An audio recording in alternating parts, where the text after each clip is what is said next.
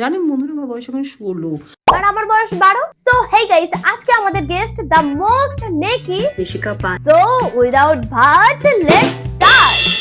আমার কপালটা কিন্তু সত্যিই খুব পোড়া। আমি হয়তো এমনই এক ব্রাইড যাকে সাজিয়ে দেওয়ার জন্য কোনো লোক নেই, যার পরিবারের লোকও তাকে সাপোর্ট করছে না। ইভেন কি একটা ছোট্ট মাত্র টোপর সেটুকু আটকানোর জন্য কেউ এগিয়ে আসলো না। কারণ ইউনিভার্সও বুঝে গেছে তুমি নাটক করছো। টোপর আর পাটাশের মধ্যে পার্থক্য বোঝে না, সে আবার ব্রাইডাল মেকআপ শেয়ার করছে। আর এটা শাড়ি পরেছো নাকি কম্বল জড়িয়েছো?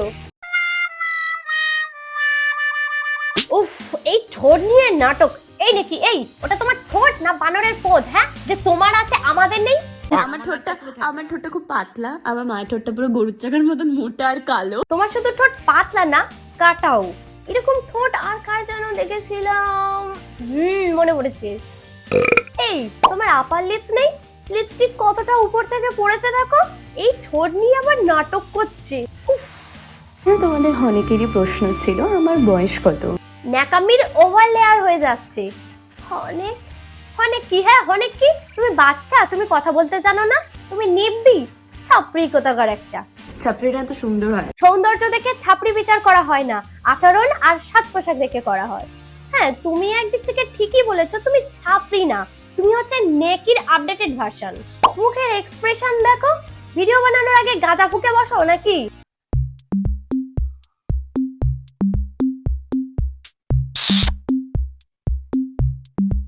কি হয়েছে?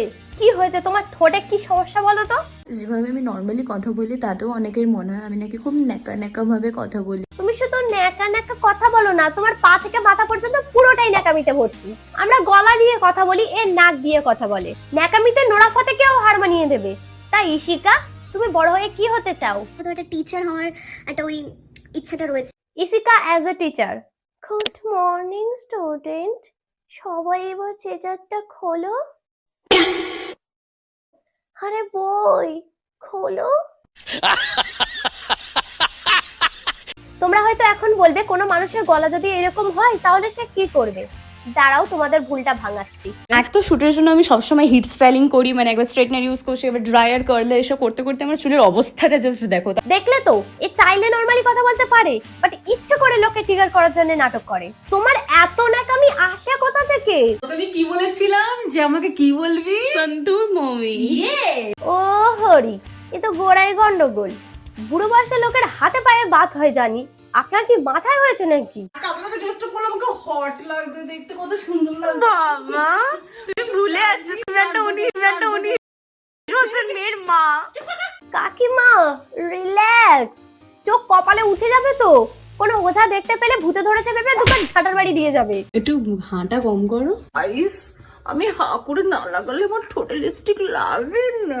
স্কচ বাইট দিয়ে ঘষে দেবো। তা কাকিমা এত খুশি কেন? আমার মায়ের যে সেকেন্ড ম্যারেজ করার ডিসিশনটা তার একার ছিল না। বাবা মারা যায় প্রায় 2-3 ইয়ার্স পর মায়ের ডিসিশনটা নেয়। রোস্টিং সাইডে রেখে congratulation for your new marriage life.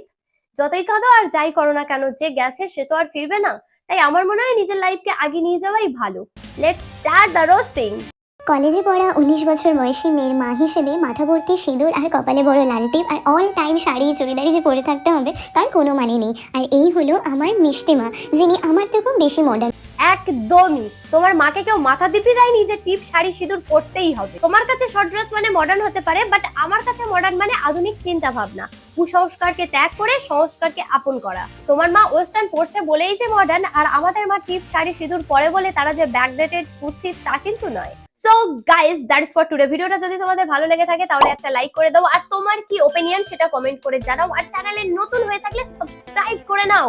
Video থেকে চলে যাও, সাবস্ক্রাইব করতে ভুলে যাও, সাবস্ক্রাইব করে নাও। আর দেখা হচ্ছে অন্য কোনো ভিডিওতে। টাটা।